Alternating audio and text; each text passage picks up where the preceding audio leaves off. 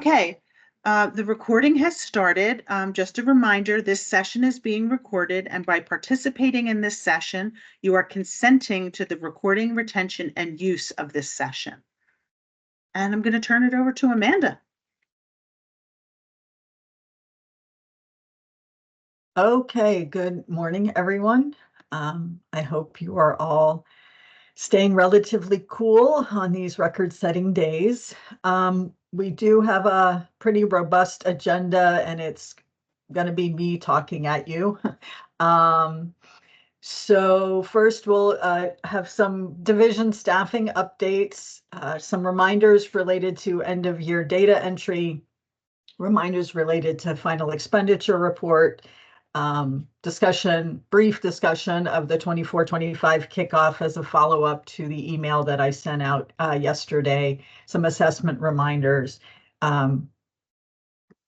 GED reminder related to changes with their retake policy. And then at the very end of the webinar, I'm going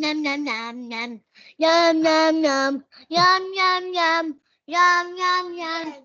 Okay, so thank you. There you go. That sounds like somebody who was cheering on people who are going to be retiring this year. So at the very end, I will allow you to come on and talk about the people who are retiring. I have asked Christine to stop the recording after I kind of do the general congratulations, but before we start allowing you to name names, just because I wasn't sure if people would feel comfortable mentioning staff names on a recording that's going to be on YouTube with a transcript and things. So we will stop the recording before we mention those if you were nervous about doing that. Okay, so first, we have a couple of staffing updates. First, congratulations to Whitney Newhouse. She has been our clerical assistant since, I believe, April of 22, and she has now officially been promoted from that clerical assistant position to our fiscal officer position. She'll continue to fill both sets of duties until we can hire a new clerical assistant, which I am hoping will be in the next couple of months. Second, Christine Hauk has accepted the position of Executive Director of Adult Education in the Philadelphia Mayor's Office of Education under their Office of Children and Families. Her last day with the division is June 28th. While we are sad to see her go, she will be a great asset to adult education in Philadelphia.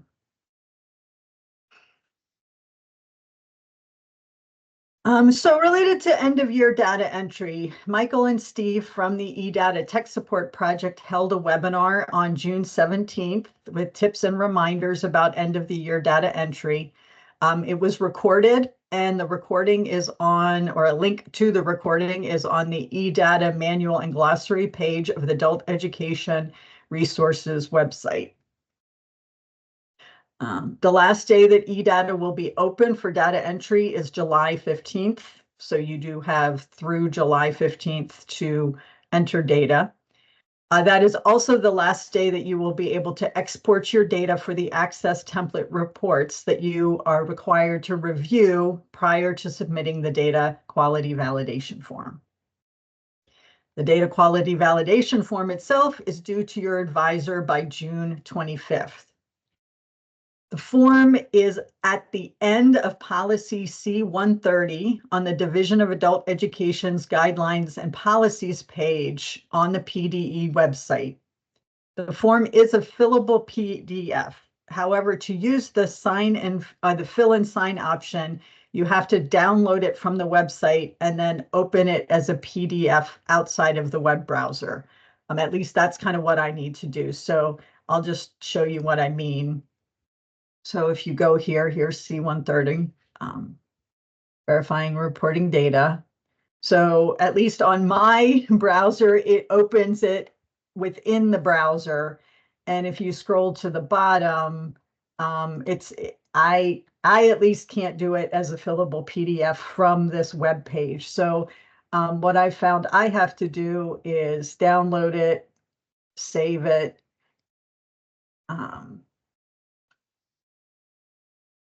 And then actually, and yes, I realize I'm showing you my screen.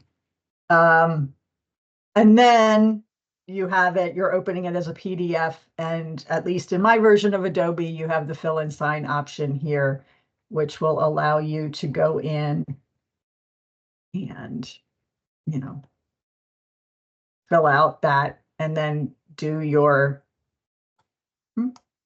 e-signature. Well, it should. Here we go. Not sure why it's not allowing me to do that. If it won't allow you to use the e-signature, you can just type your name in. You don't need to print it out and do a manual signature. So I just wanted to show that to you.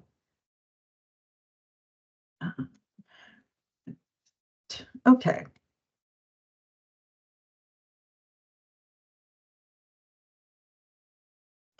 For students in your program who enroll in post-secondary education, you submit the adult student post-secondary enrollment certification form to document that enrollment.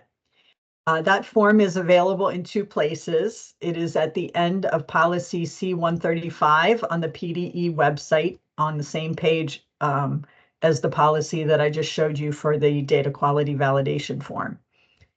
You can also get the form in the student's record in eData. The benefit of using the form in eData is that the PA Secure ID, adult student ID, and student's name are all already entered on the form, as is your agency's name down at the bottom where the signatures are.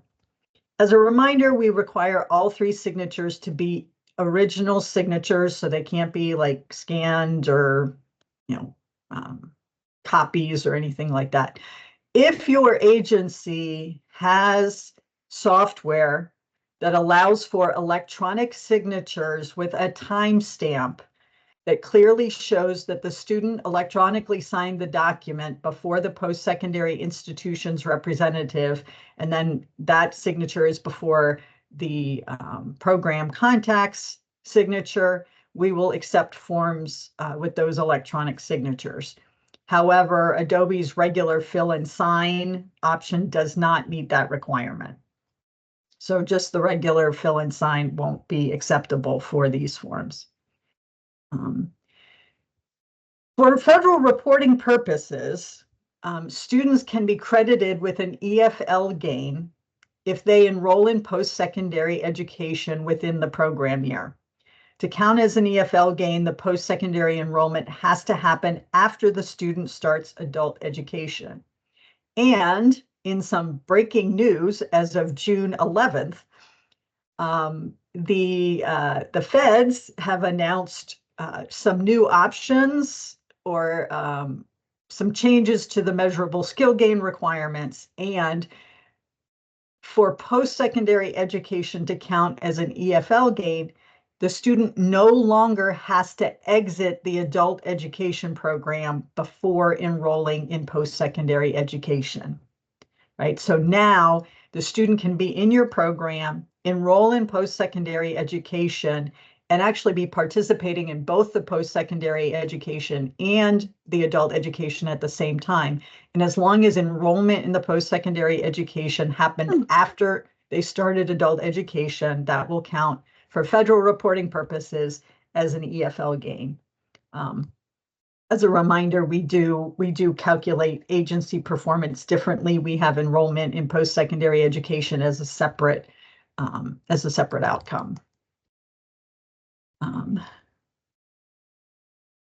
So if you have students who were enrolled in your adult education program during the program year, who enrolled in post-secondary education at some point after starting in adult education, please try to get a post-secondary enrollment certification form if possible and send it in by mid-August so that we have it for reporting due October 1st. Yeah. This is brand new. We just got the email on June 11th announcing this, so I understand if you can't get the forms, but if you can, that would be wonderful. Now, for those of you who have IETs, the training portion of the IET can be considered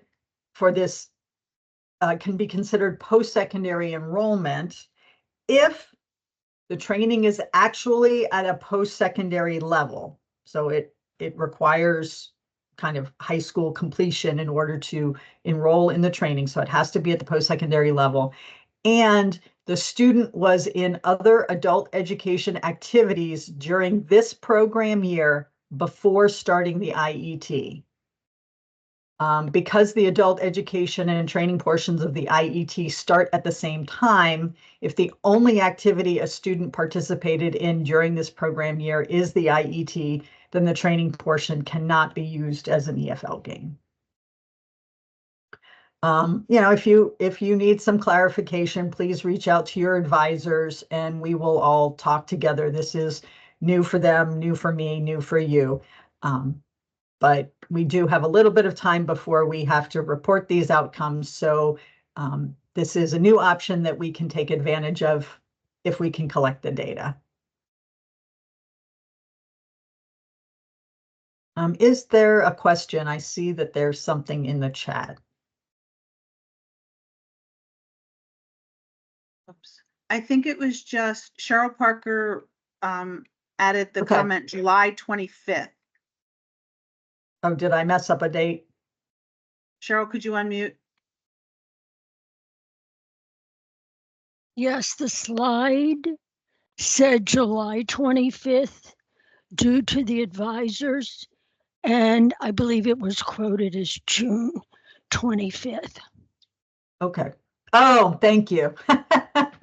Thank you, Cheryl. Yes, that it is July 25th. I apologize. Thank you for clarifying that.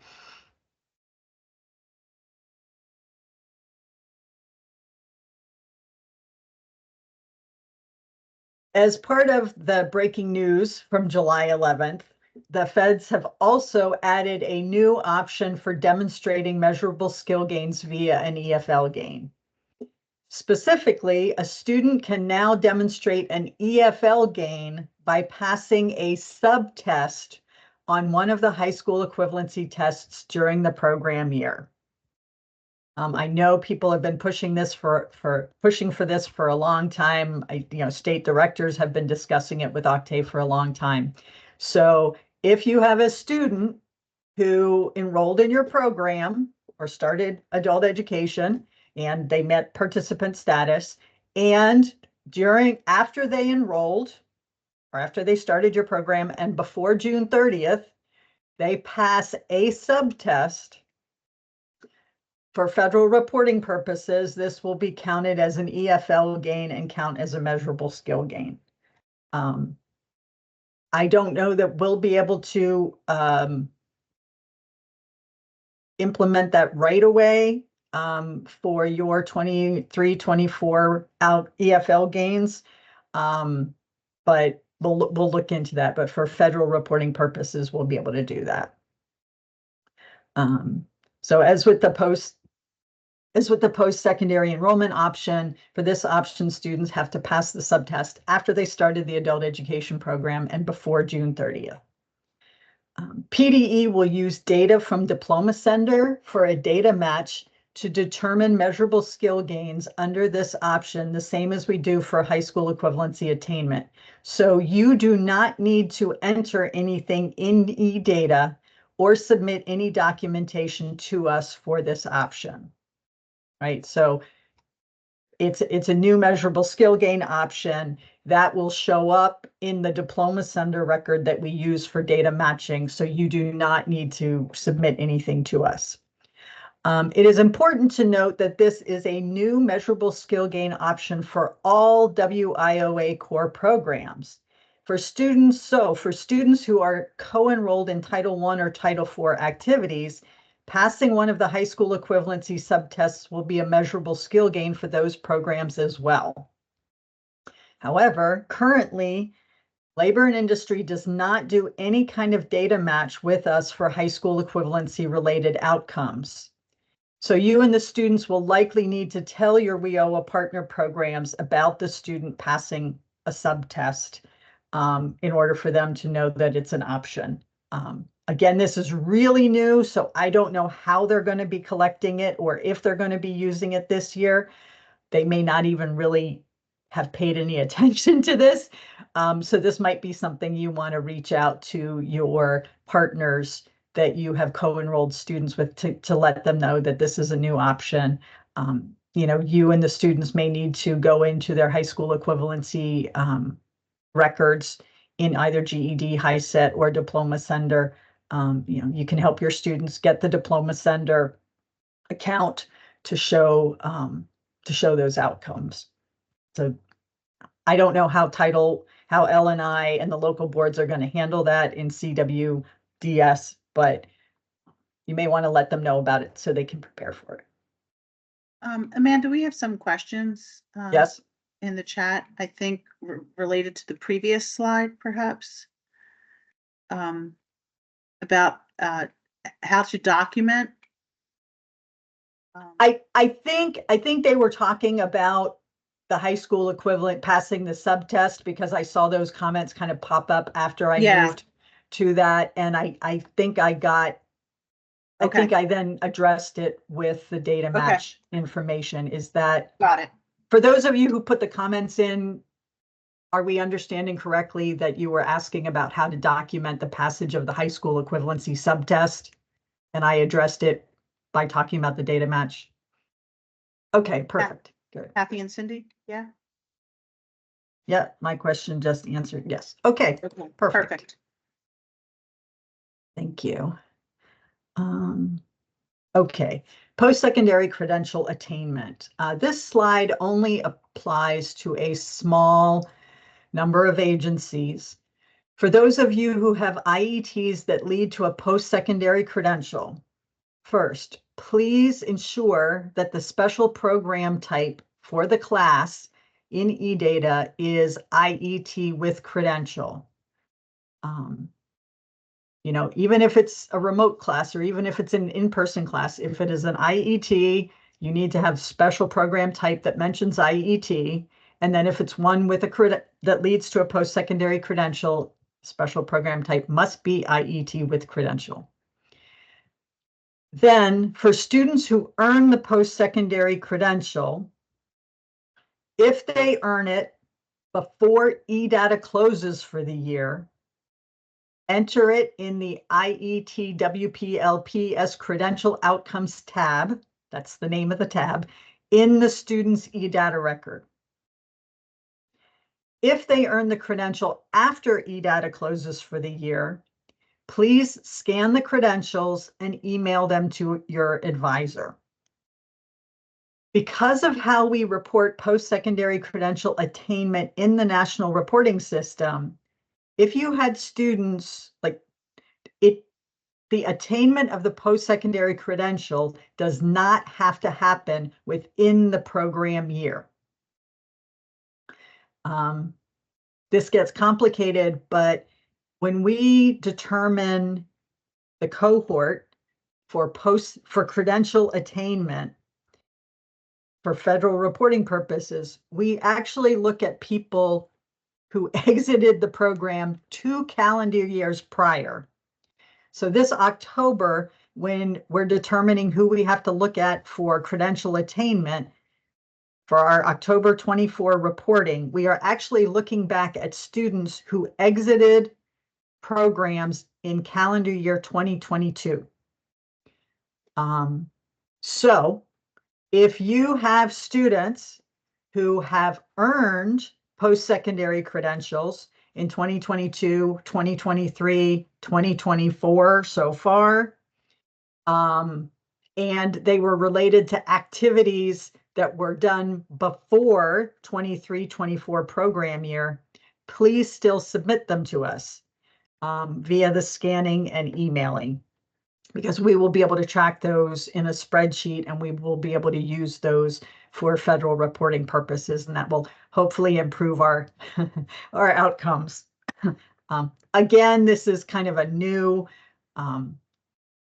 request, so if you have questions about it, please reach out to your advisor. We'll all discuss it and get back to you with answers to your questions.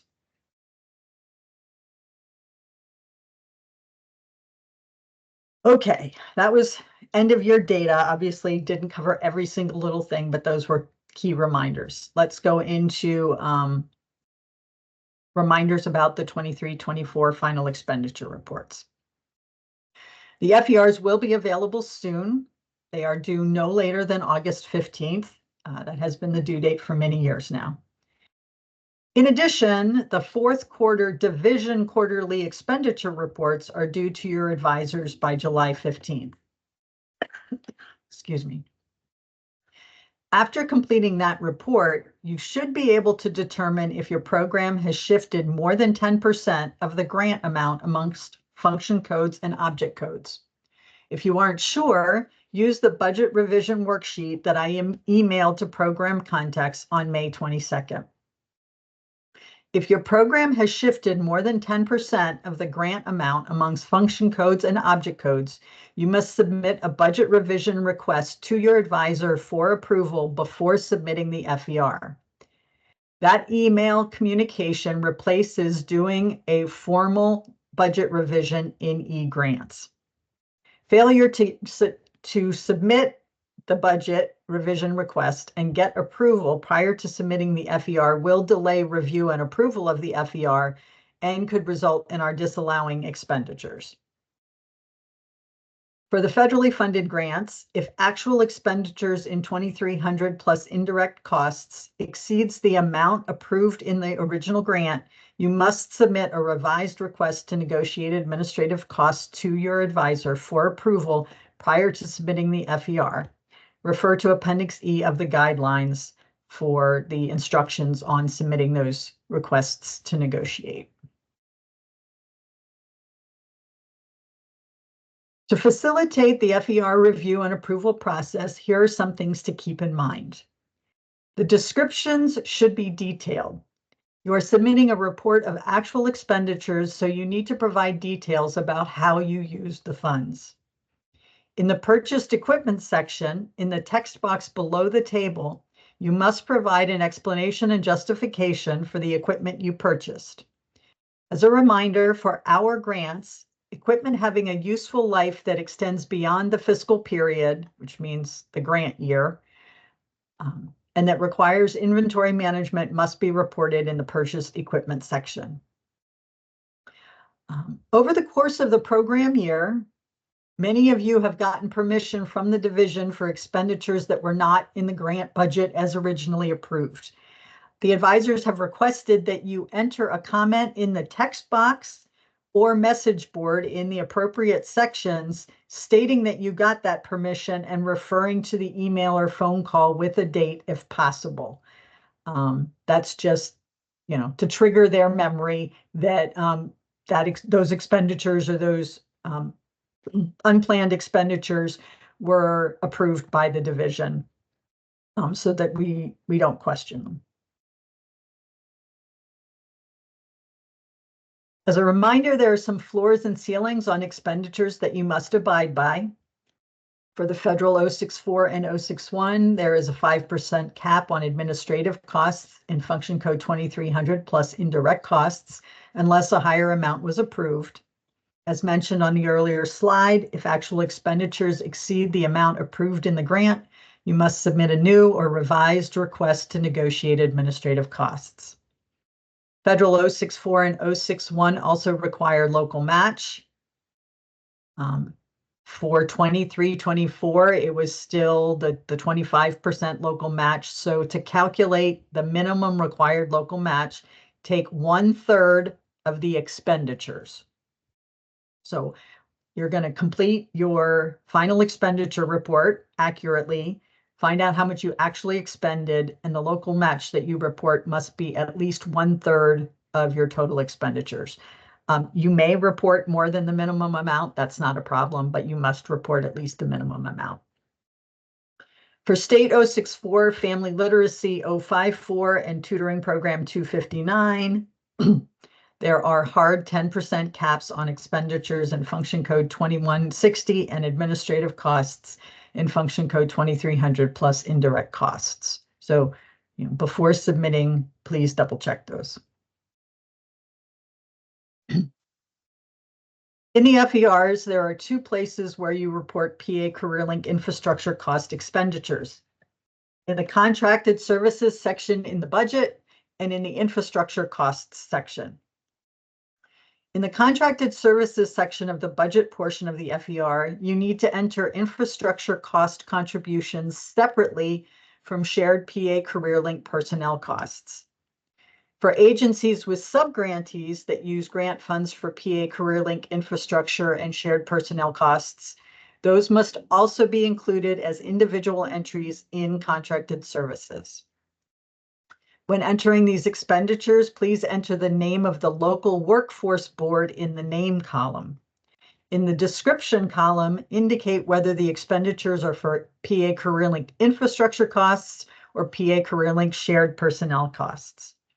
Refer to the guidelines section 600 to ensure you are using the appropriate function codes and object codes for the grant type.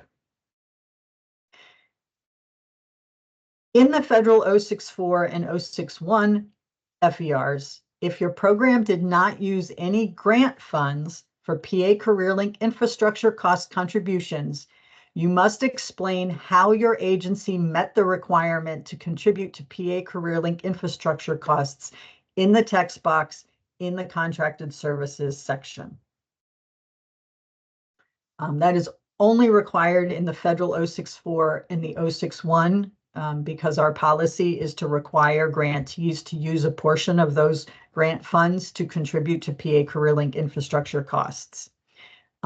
In the state 064, family literacy, and 259, you're not required, you may, but you're not required to use any of those costs, funds for PA CareerLink infrastructure costs, and therefore you do not need to explain why you didn't if you didn't.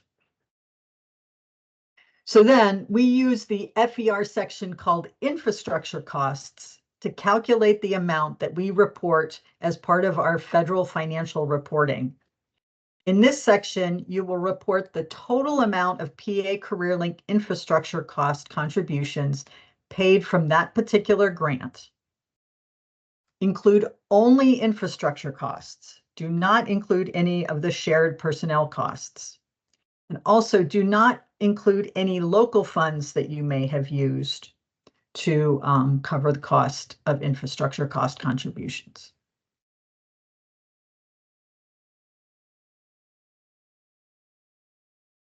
In the federal 064 and 061 final expenditure reports, programs must report total expenditures paid from the grant on the 5 career services described in the guidelines AA 1.3.1.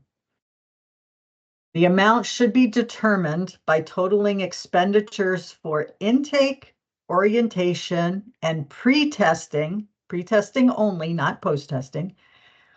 So expenditures for intake, orientation, and pre-testing from function codes 1691 and 2122.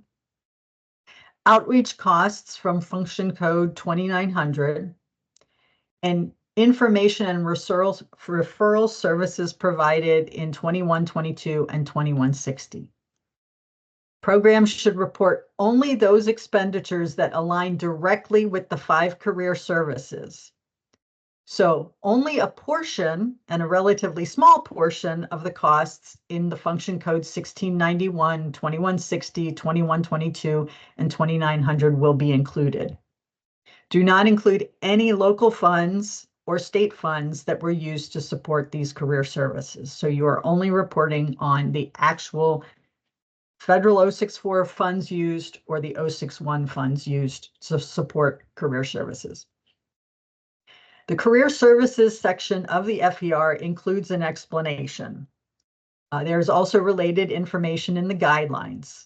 In general, be conservative in your calculations.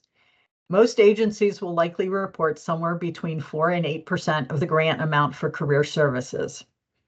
Agencies that have local funding to support the program may report lower amounts. Agencies that do a lot of one-on-one intake, orientation, and pre-testing may report higher amounts. Whatever you report, you should have a documented process to support the amount reported.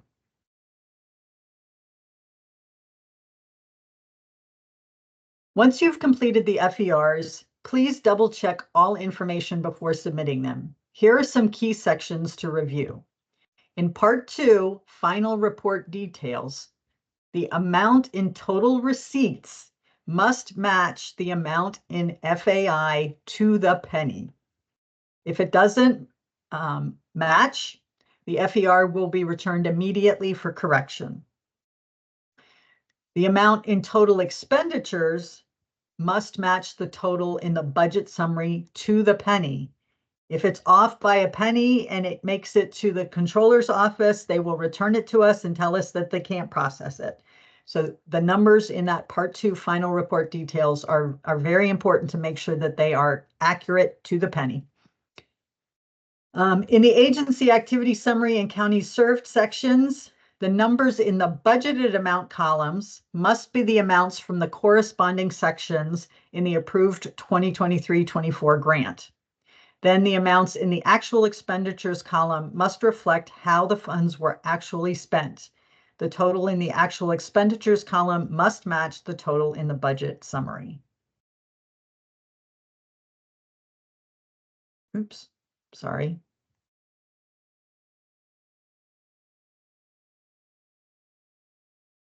If an FER shows that your agency owes PDE funds, do not send a check until the division has approved the FER and Whitney has contacted you to send in the check. If you send in a check and there are errors in the FER, you will then have to cancel the check that you sent to us and send a new one. So we ask that you wait until we have approved your FER and requested the check before you send in the check.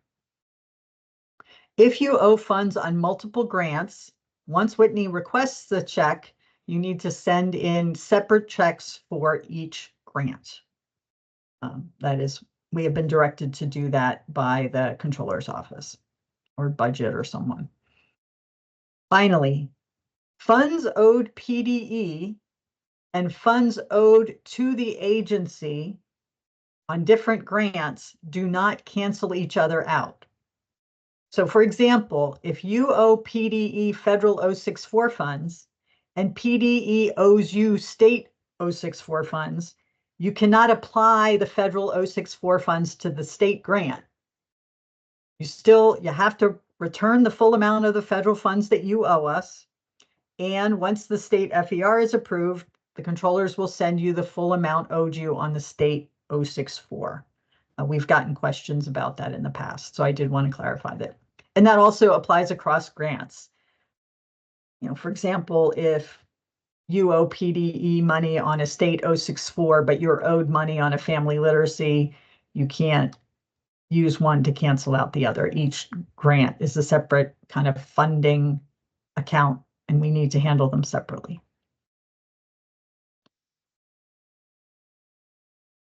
Okay, the kickoff.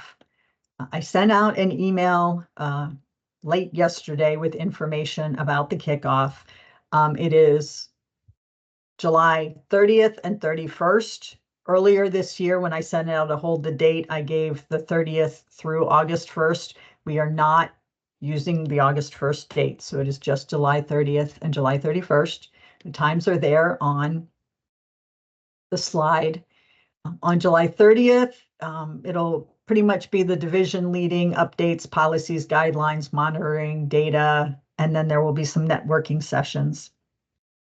July 31st will be focused on kind of a data workshop, a data institute on using data for decision making. Michael and Steve from the eData Tech Support Project will be leading that work. And it will really be focused on how you can take the data that's in eData and use the Access template to evaluate your data, analyze data, and make decisions.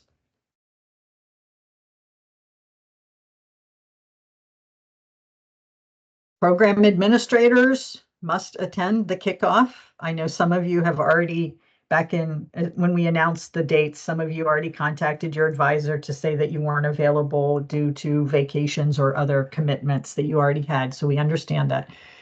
In those cases, you should send a representative. We strongly encourage administrators from the subgrantees to attend. And you may bring other staff from your program in addition to the program administrator as you feel appropriate based on the content of the kickoff. To start with, we will be limiting it to 3 per agency.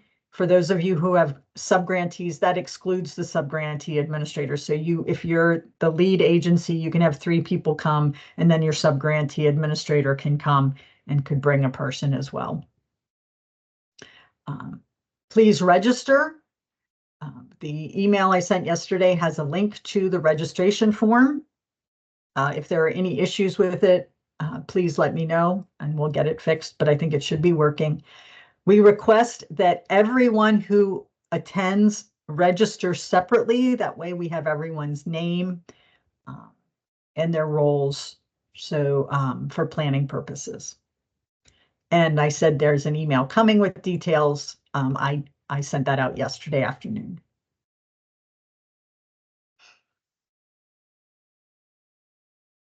Some assessment reminders. These are all reminders. We've discussed it earlier, but there are a couple updates kind of related to the BEST.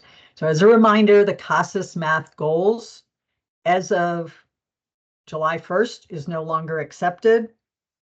You must use the CASAS math goals 2. And you will not be able to roll over CASAS math goals from 23-24 into 24-25 as a pretest. So if you have students who only have the CASAS math goals through the end of this year, you will, and they continue into next year, you will need to assess them with the new version. Next year, 24-25 will be a transition year for the ESL assessments.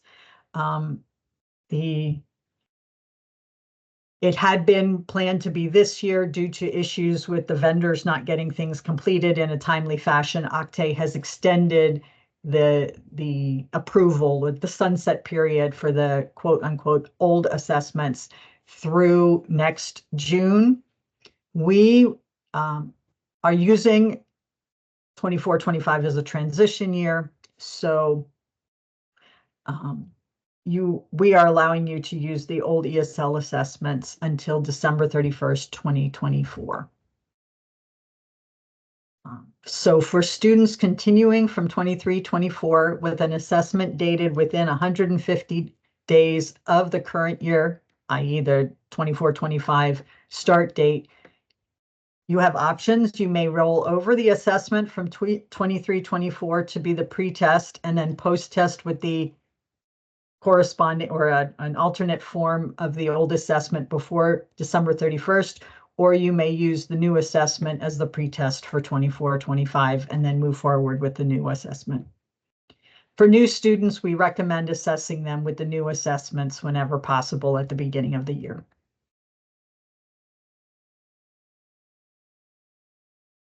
So BEST Literacy 2.0. BEST Literacy 2.0 is NRS approved for ESL levels 1 to 4. However, learners who place into ESL level 4 cannot demonstrate completion of an EFL with BEST Literacy 2.0. Therefore, BEST Literacy 2.0 should not be used with ESL level 4 learners. When learners place into ESL level 4 on entry, programs should immediately reassess them with an assessment for higher level ESL learners. Learners that placed into ESL level 3 based on BEST Literacy 2.0 should be transitioned to an assessment for higher level learners. This may be done immediately or after matching a follow-up BEST Literacy 2.0. And that can be at the program's discretion. BEST Literacy 2.0 is quite different from the BEST Literacy. We are requiring agencies to complete training on the BEST Literacy 2.0. That training is now in the PDE portal, not the PDE, the PD portal. Participants can enroll in the course through July 5th. The course materials will be available on July 1st. Participants will have until August 9th to complete all assignments per the PD portal information.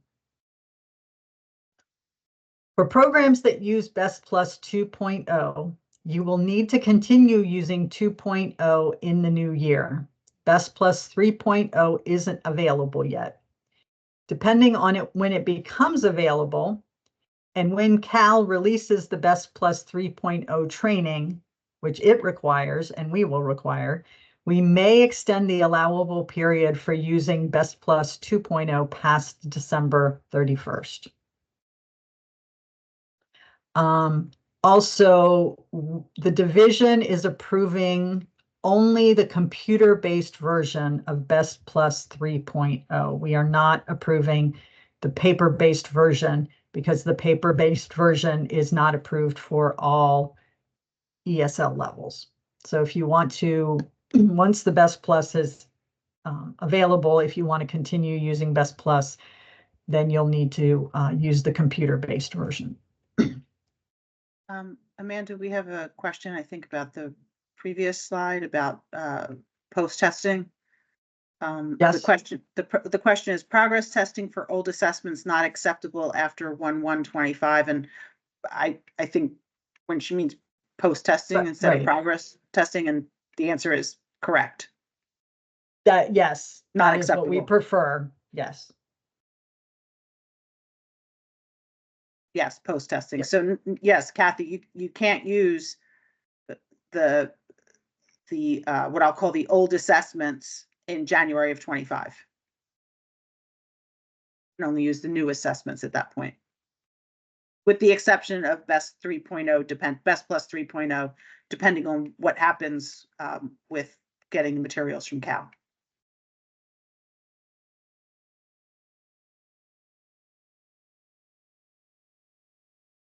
Okay.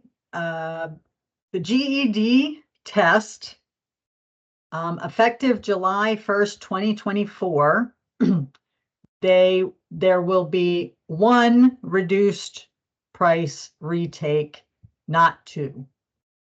That is a GED testing service decision, not ours, but they asked us to remind programs. So as of July 1st, when a student takes a GED subtest, they will have, and they do not pass it, they will have the option for one reduced price retake, not the two that they have had up until now.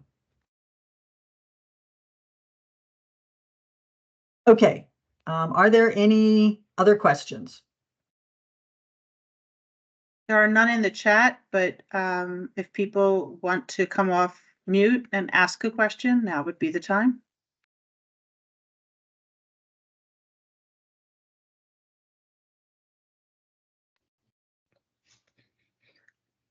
Go ahead, Kathy.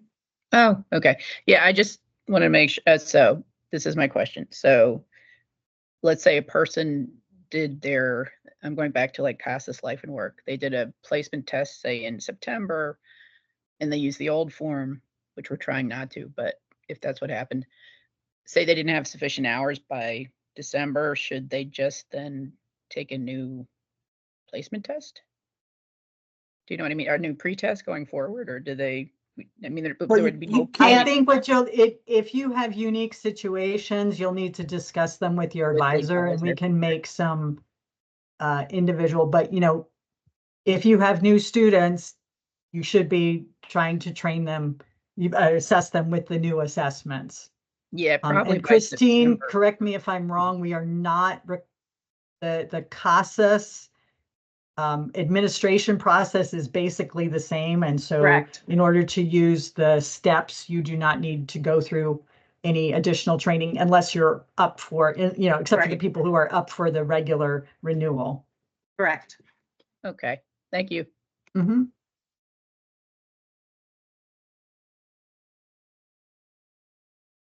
Okay, I'm going to go to the next slide. And say, so I have heard about several people who are retiring. I didn't want to put names on the slide. One, because people may not be comfortable having names, and two, because I don't want to leave anyone out who I may not have heard about. So first, I want to say congratulations to those of you who are retiring. Thank you so much for your service to the field of adult education and family literacy, and for your dedication to your students. We wish you all the best. Christine, if you could stop recording now so that we can allow people to